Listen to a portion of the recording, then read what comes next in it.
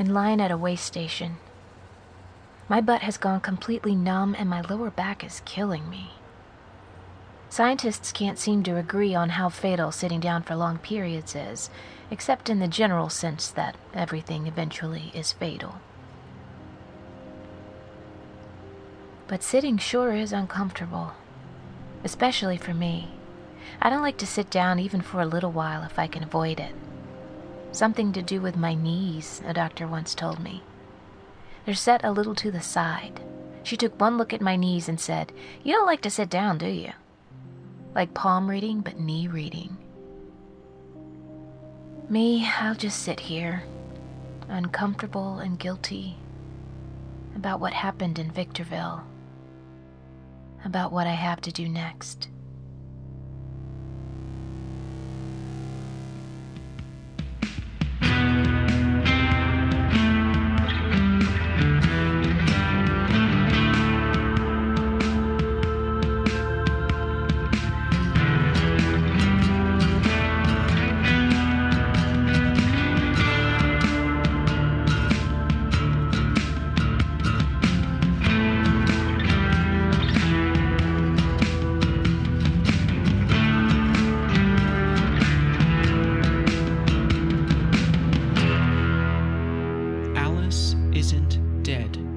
Joseph Fink, performed by Jessika Nikol, produced by Disparition. Part 1, Chapter 8, The Other Town. This episode of Alice Isn't Dead is brought to you by Casper, an online retailer of premium mattresses for a fraction of the price, because everyone deserves a great night's sleep. Get $50 off any mattress purchase by visiting casper.com/dead and entering the promo code DEAD. And stay tuned at the end of this broadcast for the answer to this important riddle. Why did the chicken cross the road? I parked my truck outside of town. I bought a very cheap used car from an ad online. "This barely runs," the man said as I picked up the car from his driveway. "Won't last a year." "Who's thinking that far ahead?" I said, and I drove off. I wasn't sure where to start. Victorville is small, but not that small. A slice of suburb too far from the city to be a suburb. Strip malls and industry and agriculture and the great desert close around it, making every apartment complex and shopping center seem no more permanent than the wisps of grass along the road. Spent a few days going to local businesses, eating pizza, getting my nails done, buying shoes at Kmart, and everywhere trying to make idle conversation, gently poking my way through to anything strange that maybe people noticed, or maybe that they forced themselves not to notice. But everything was normal, relentlessly so. Until this Burger King, where, in what turned into a fairly involved conversation with the guy at the counter about a comic series we're both into, he mentioned something about the other town. "What other town?" I asked.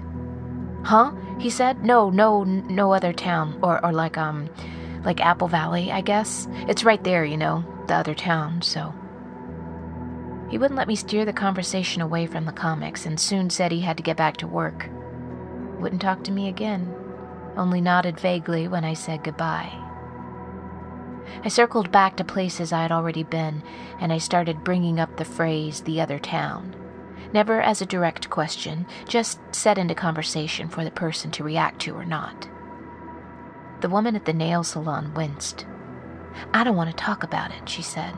"They leave us alone. You leave it alone." What's weird, Alice, is that for all your traveling, you and I only ever took one road trip together. I liked being home. It was the only place I felt safe. But that's why we went. There was that summer where I got so anxious it was hard for me to function. Sometimes it felt like I couldn't breathe the air everyone else was breathing, that oxygen had stopped working only for me. You found me sitting on the shower floor, not having done anything but let the water wash over me for 20 minutes, and you said, "First off, there is a drought, and second, let's go on a trip." I didn't want to. You said, I always travel, but I never get to travel with you. Let's just drive somewhere.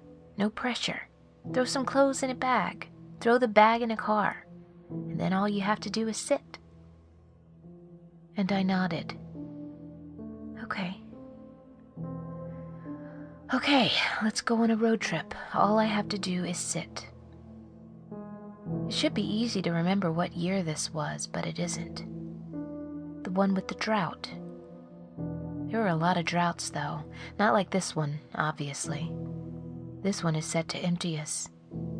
This one's the end. The woman at the bike shop got angry. Don't even say that in here. You don't say those words in my store. You will bring him in. Who? I said. Get out, she said. The guy at the party store just shuddered. Geez, dude, he said. You can't just talk about the other town. Why not? I asked. Because when you talk about the other town, there's a tendency for him to... Oh, shit, he said. What? I said. You need to hide right now, he said. Where I am in my life, if I'm told that I need to hide, I hide. I crouched behind a wire bin of cheap inflatable balls. The door chime rang.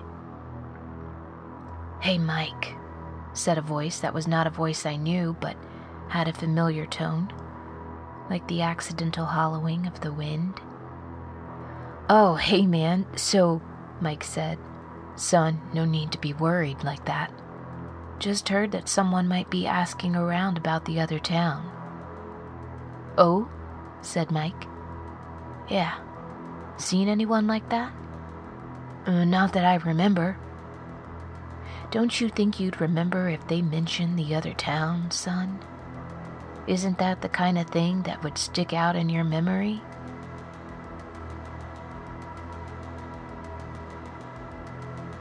I shifted slightly so I could see around the edge of the bin. The man was wearing a dirty polo shirt. His fingernails were yellow just below the surface, his skin stretched oddly over his face. I had never seen this man before. It wasn't the Thistle Man, but it was another man like him. There was more than one. No, Mike said. You're right. No, definitely no one asked about that. The other Thistle Man stared at Mike for a while. I wondered if I was watching the last few seconds of his life slip away from all of us. But instead, the other Thistle Man turned around without speaking, and he walked out of the store. I waited a full minute, and then I came out. Thank you, I said. Yeah, screw you, said Mike. Just get out of here. I did get out of there. The other Thistle Man was making his way toward the Vons nearby. I walked after him. I was terrible at being on a road trip. You loved it. It calmed you. The long miles, the endless hours, they were normal to you. But I wasn't used to them. Every minute seemed to stretch on so long, and the scenery was all repetition and blank. I had to stop and pee every hour or so. That annoyed you, I could tell, but you wouldn't say. You were happy, because what had happened that I hadn't noticed is that I was bored. And bored was a big step up from dysfunctionally terrified. But the second night, we stayed at this hotel. It wasn't a chain. Every room was themed. There was the sea captain's room and the forest room. We stayed in the wildlife room. There was a lamp shaped like a wolf's head. I had just discovered, to my joy, that one of the 4 channels on the TV was PBS when you got a call. Your conversation was casual. Sure. And then you hung up. And like it was a separate thought, you suggested that you might drive down to the supermarket, get us a few things for dinner. Do you want to come? You asked.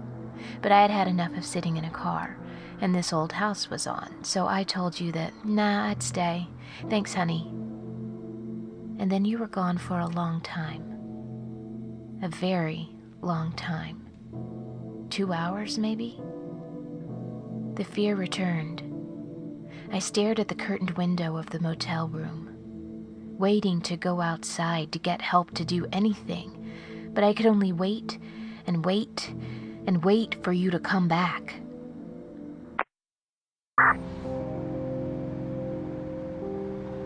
I need to sleep, I think. Sometimes I'm not sure of my own body. Yes, I need sleep, but I don't know if I'll be able to.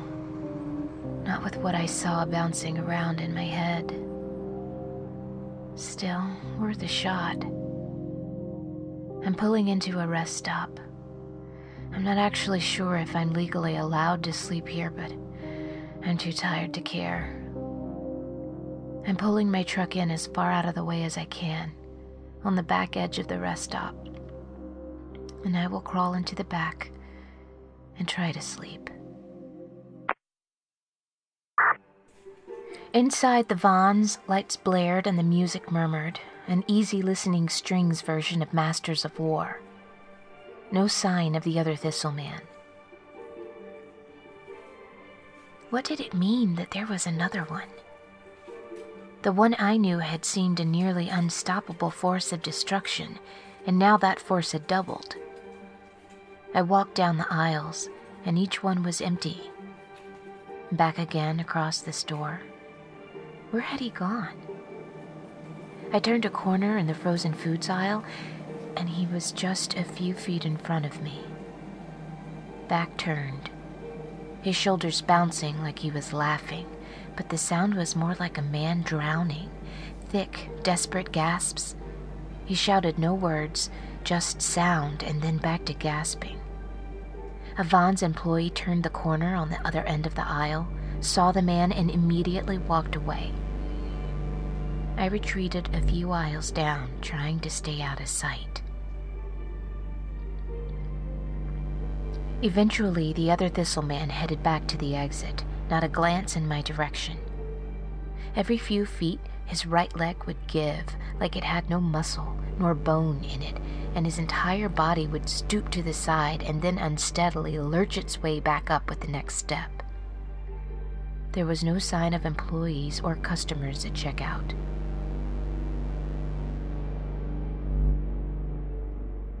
Out in the parking lot, he got into a car, a silver Toyota, a few years old, relatively clean. He turned left out of the shopping center, and I followed. At first, we were surrounded by strip malls, but then the right-hand side of the road fell away to desert. Its darkness was complete. Off in the distance, some sort of factory, all glow and smoke. Sweating, breathing human beings on a night shift inside that factory, and on every side, darkness and sand. We hit a T intersection and made a left, past the bus station. A bus was just pulling out on late-night departure to who knows where. On the other side of the road was the Route 66 Museum. A museum to road tripping, to distance, to how big and spread out America is. I have experienced how big and spread out it is, the width and the length of it. We are a country defined as much by distance as by culture. The desert edged onto the road.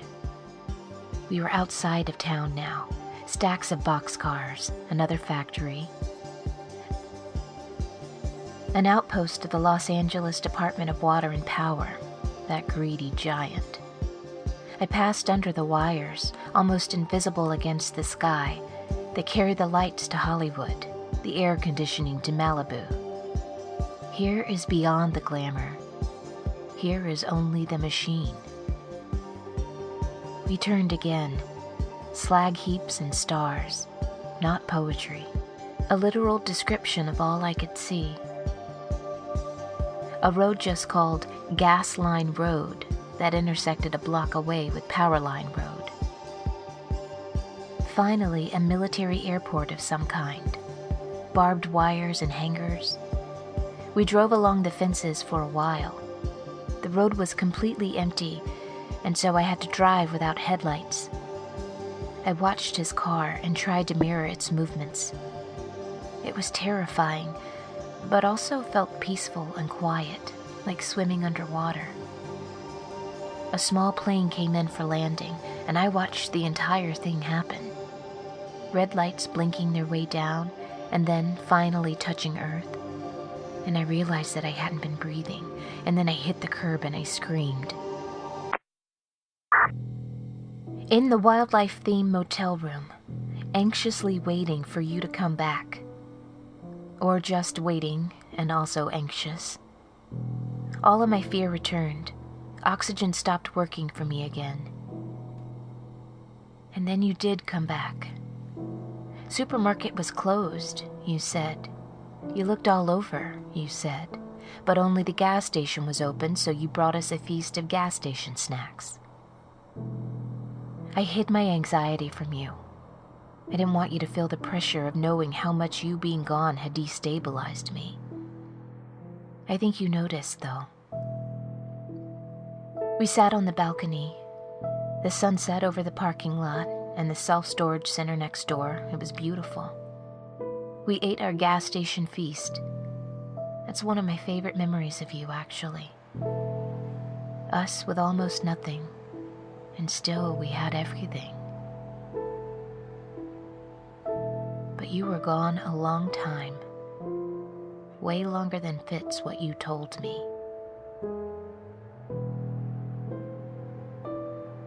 I guess we both knew that. I guess we both smiled and worked around what both of us knew.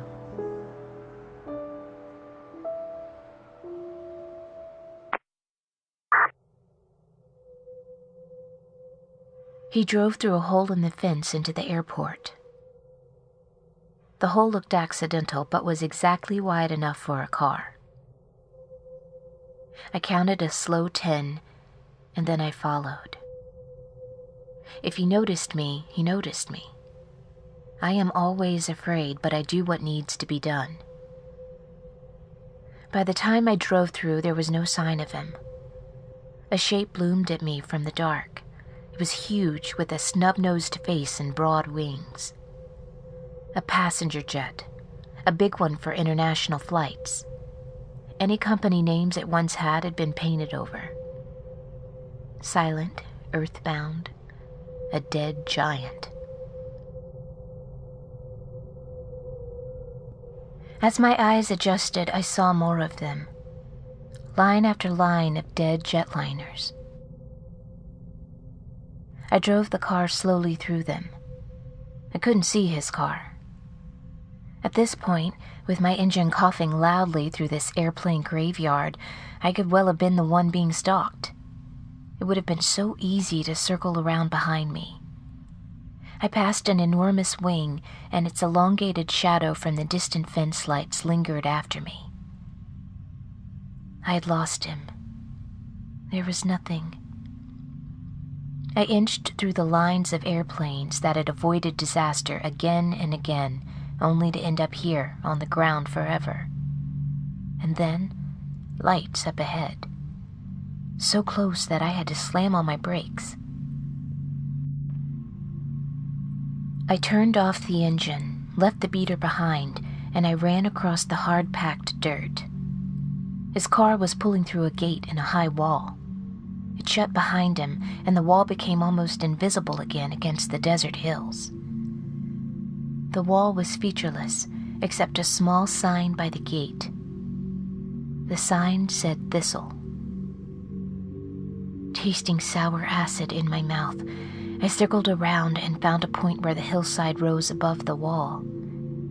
It was thick with thorny brush, but I picked my way through until, panting and bleeding, I'd reached a point where I could see over into the compound. Inside that wall was a little town. The other town. Houses, a market, a gas station. Even at this hour, the town's population was out in force. And Alice Codd. Alice Codd. Every one of them was like the Thistle Man. All of them, loose-skinned, odd movements. None of them spoke, although sometimes one would laugh, long and loud, and then return to monastic silence. And I saw him. The original him, the thistle man, the hungry man. He was leaning on one of the pumps at the gas station, reading a newspaper. It was an entire city of them. These creatures, so dangerous, so evil that a single one of them almost destroyed me. Are they each of them serial killers, uncaught, living together, buried in this airplane boneyard? On an airbase, hidden on a U.S. military airbase. This is beyond me. I'm sorry. I'm sorry I failed you, Alice. I'm sorry even more that I failed Sylvia.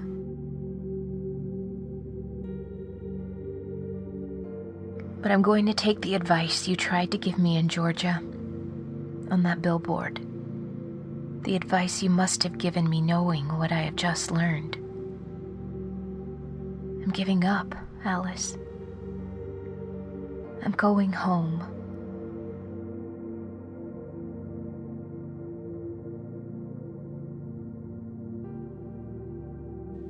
This episode of Alice Isn't Dead is brought to you by Casper, an online retailer of premium mattresses for a fraction of the cost.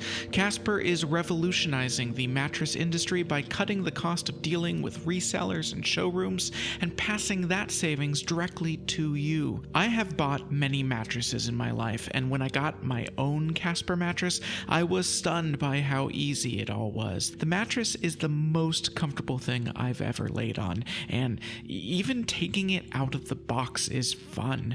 Casper mattresses have been obsessively engineered to provide long-lasting comfort and support as you lie alone in the darkness listening to creepy podcasts through the night. And all of this with free delivery and painless returns within a 100-day period.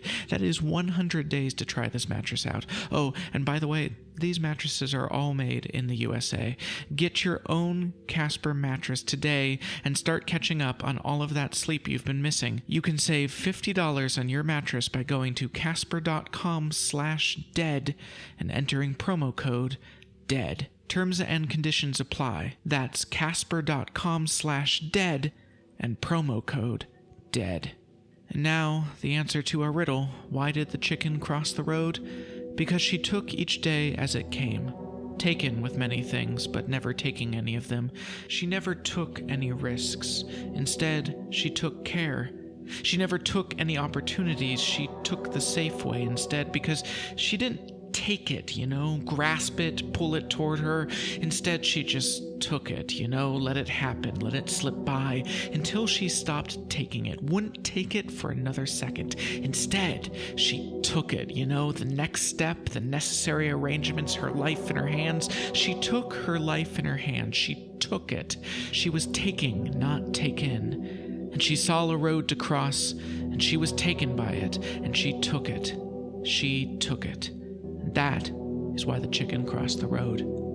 Check out our Alice Isn't Dead t-shirts and posters at nightvalepresents.com. This has been a production of Night Vale Presents. Find out more about us and our shows at nightvalepresents.com.